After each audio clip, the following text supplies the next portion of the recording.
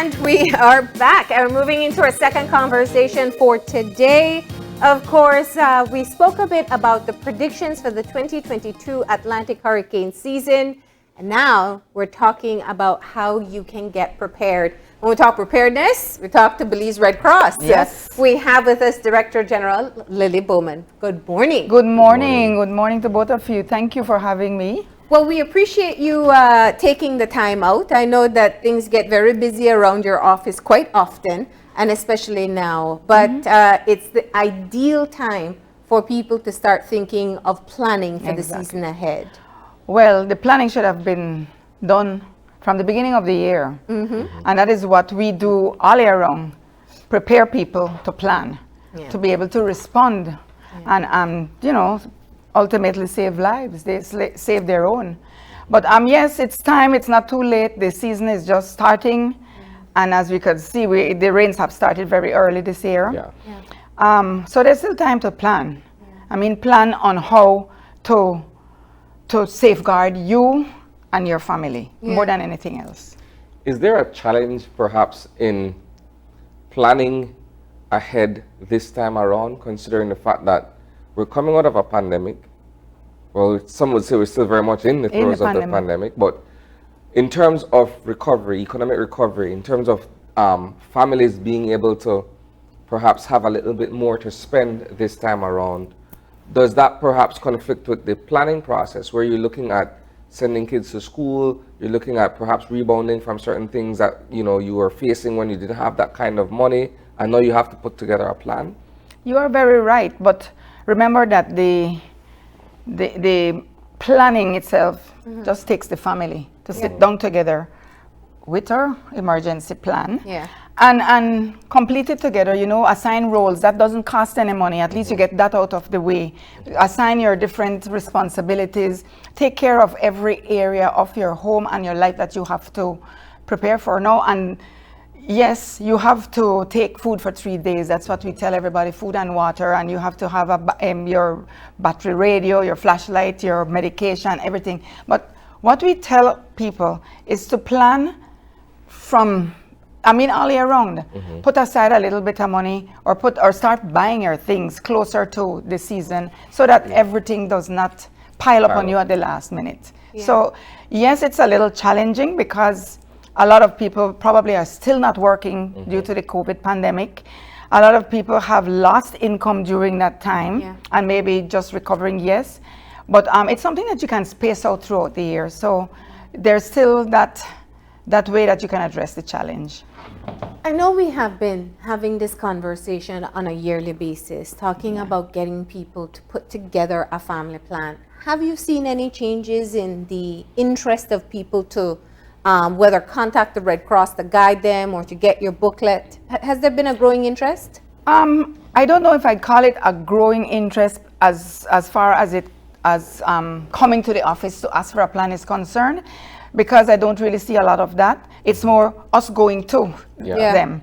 But I do see a lot more awareness within the community. I mean, at least our field officers report that people are a lot more better prepared. Even in the last, the floods of 2020 from Hurricane Eta and Iota, we had survival stories that people told us if it wasn't for what the Red Cross taught us, we would not have known what to do. People saving others' lives, and it's really very, very consoling and comforting for us to know. But yes, people are more aware, and that alone is a big part of preparedness, being aware of what you're to do or what is going to happen, what can happen. So I think so, but they don't really come to the office as much as we go to them. So in the grand scheme, the Belize Red Cross is the first responder, is among the first responders to any hurricane or tropical storm, natural disaster scenario. What is the state of readiness of your organization at this point? As far as experience, knowledge, preparedness, I think we are always ready. We might not have the ready finance here at home to jump out right away, but we are backed up by the world's largest humanitarian organization, which is the International Federation of Red Cross and Red Crescent Societies. So it is just like, for instance, from right now, you see this weather that is coming, we will be already posting something on a platform that everybody in the Federation can see. Yeah. And so they will be aware that there may be need for assistance. And immediately, funds, there's an emergency fund that we can get so we can move right away. Yeah. Other than that, we already have items pre-stocked in country and in all the branches. So as to not delay that response. Yeah. We also have our trained community members, our national intervention team members in every district. So they are activated as soon as it's necessary and put on standby, and they're ready to move. We also train community disaster response teams in so many communities already that are then presented to NEMO to strengthen the national response. So I think as far as preparedness, it's not only about the Red Cross, but it's about all the other players out there. Yeah. And we form a part of the national response system in strong support of NEMO or CEMO, be it the case in the city. And looking at it from that, we are well prepared. It's just always finances, a small national society like us. Yeah. And we have a powerful support with our volunteers. Yeah. You rely a lot on your volunteers. Right, yeah. Of course. That's the basis of our foundation. Yeah. I mean, that's the foundation of our organization. There are a lot of young people out there who are looking for something to get associated with. Are you still taking in volunteers? We ask for volunteers all the time. We do a lot of accommodation for students doing community service, and that's our opportunity to talk to them about volunteering for the Red Cross. But oftentimes they come more when there's a response to a disaster, which is fine. We need them at that time. But then it's kind of hard to train them on the road, running. So a lot of them get that first-hand experience along with our more seasoned volunteers. So let's move into some of the planning tips that we can offer people this morning. As you said, yes, financially it's difficult right now to think of buying anything extra. But when a storm comes around, we have to find it. We have to find money for whatever it is that we're going to take with us to the shelter or to lock up in our own house or family member's house. What are some of the things that people can start doing now, even if they're going to kind of space out the execution of their plan? You mean like purchasing? Yeah, but putting together the general plan. It starts with just putting it on paper, right? Well, that should have been done a long time ago. Yeah. I mean, this plan takes you through step by step, recording your family name, every member of the family, their age, important phone numbers. You need to have those on, readily available. It guides you on where you will meet. Yeah. Will it be a place in a community? And if you notice, we have supported CEMO over the last year or two in installing some big billboards around the city, at least around the city, giving you awareness of where you are to be. Yeah. The meeting point. Yeah. And the evacuation routes, that's what I want to say, and where you assemble. So you put that into your plan for your area, and it will be much easier for you. Tell your family. Let everybody know. Even the children. Yeah. Exactly. Yeah. And yes, you gather everybody, because everybody plays a role. Yeah. I mean, at the time of emergency, when you're scurrying all over the place, chaos is the last thing you want. And we plan for emergencies that can happen, although not a part of our history. I could never forget, we just asked Ronald about the tsunami warnings. People don't plan for that. No. In something like that would totally just catch you off guard. You have to know where you're going to meet your family if something like that happens. Exactly. And the Belize Red Cross does contact, we call it tracing family links. Yeah. We do that as well. If the case was that severe that people got displaced and are looking for their family, we do that service. But you talked about the challenges of finances, but when Christmas come, everybody find money, right? Certainly. Let's look at it like Christmas. Yeah. Put that money aside because you will need, like my dad used to always say, save for a rainy day. Yeah. Literally, this is a rainy day. Yeah. You know, you should have your savings. So you start to put canned food, doesn't spoil really. Yeah. So you start to put aside every month, buy a couple extra canned food and buy your water. Water doesn't spoil, things like that. You know, you Yeah. could start putting aside right away. But So- the main thing is to know what each person is going to do Yeah. or is responsible for. Knowing where you're going to go if you have to evacuate your house is also a big Exactly. thing. Yes.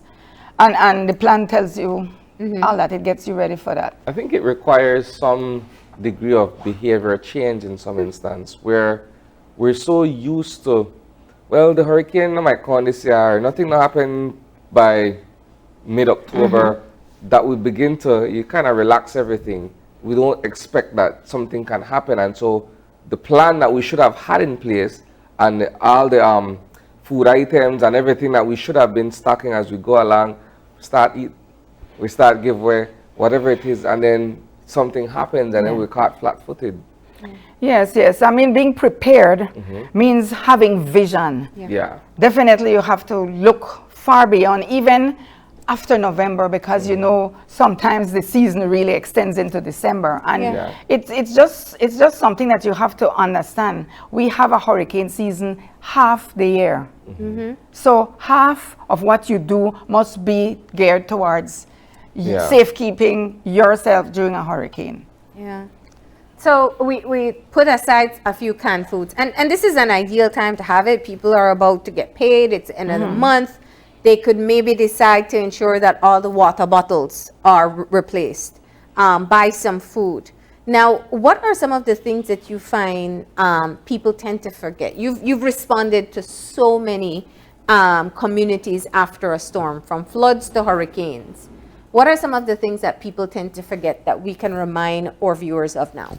Believe it or not, some people don't take enough food for 3 days because I suppose they know that people like the Red Cross, like Nemo, will come in with food. Yeah. But then it does not mean you could get there right away. So, you know, a lot of things. I mean, food is one of the main things. And sometimes they don't take enough.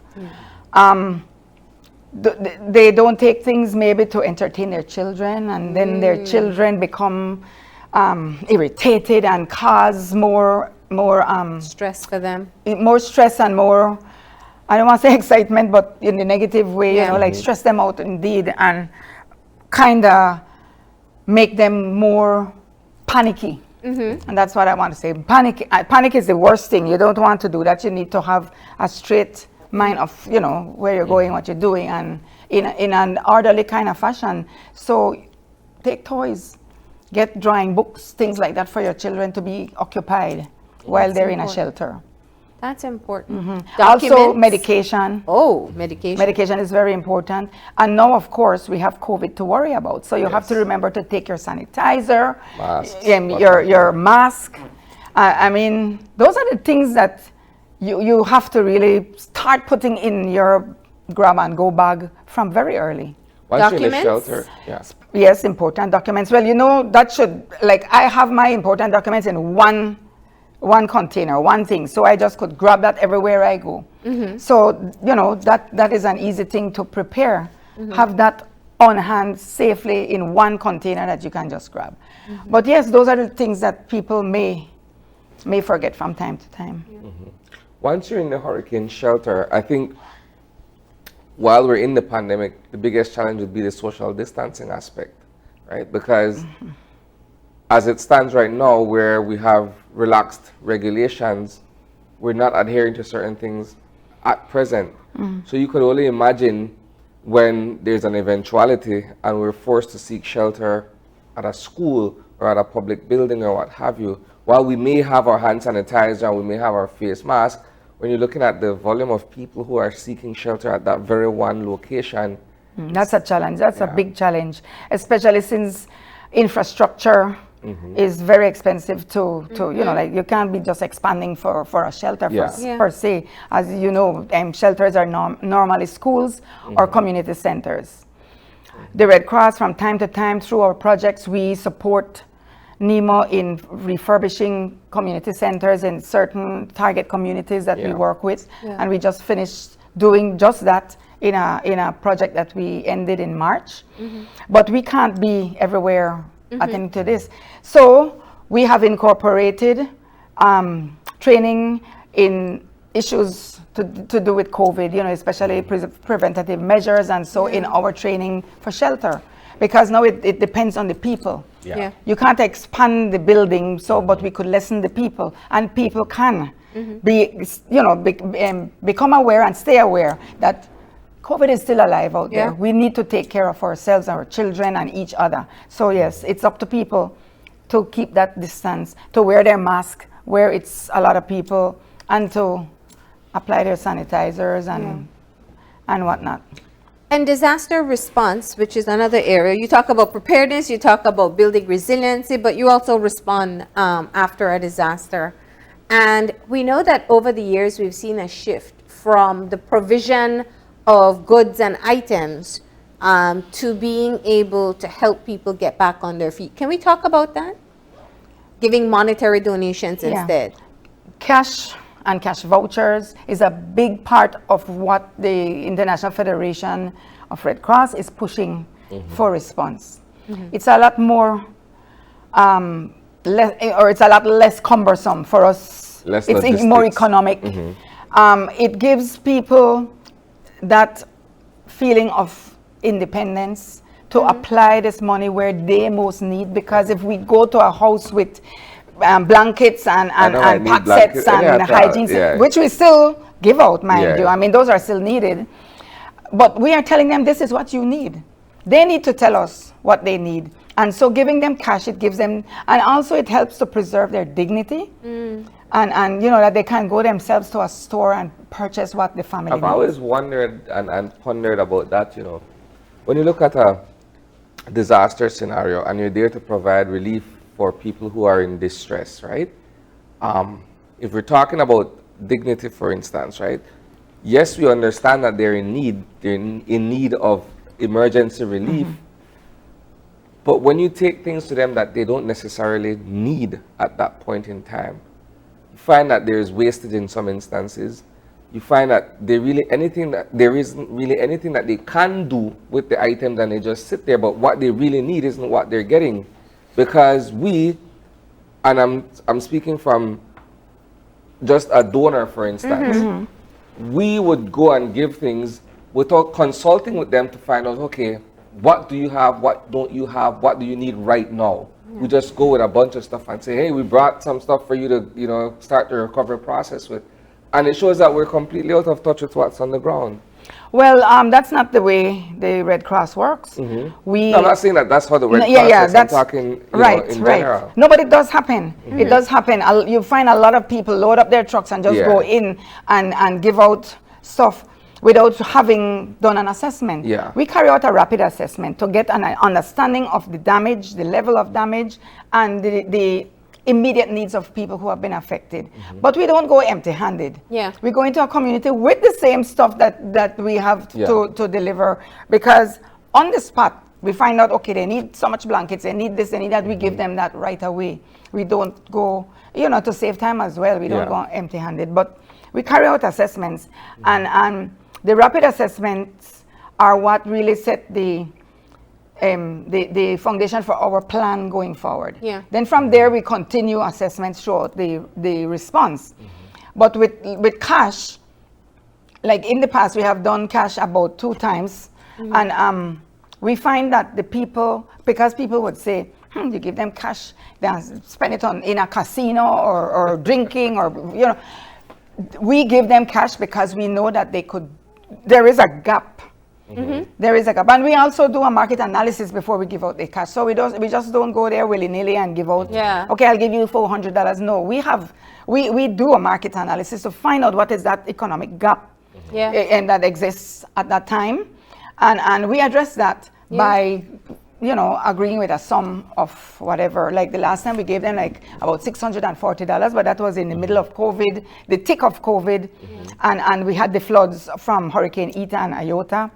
But we go back and we talk to these people, and a high percentage of people really put it into what they said originally that they needed. It was at that time education.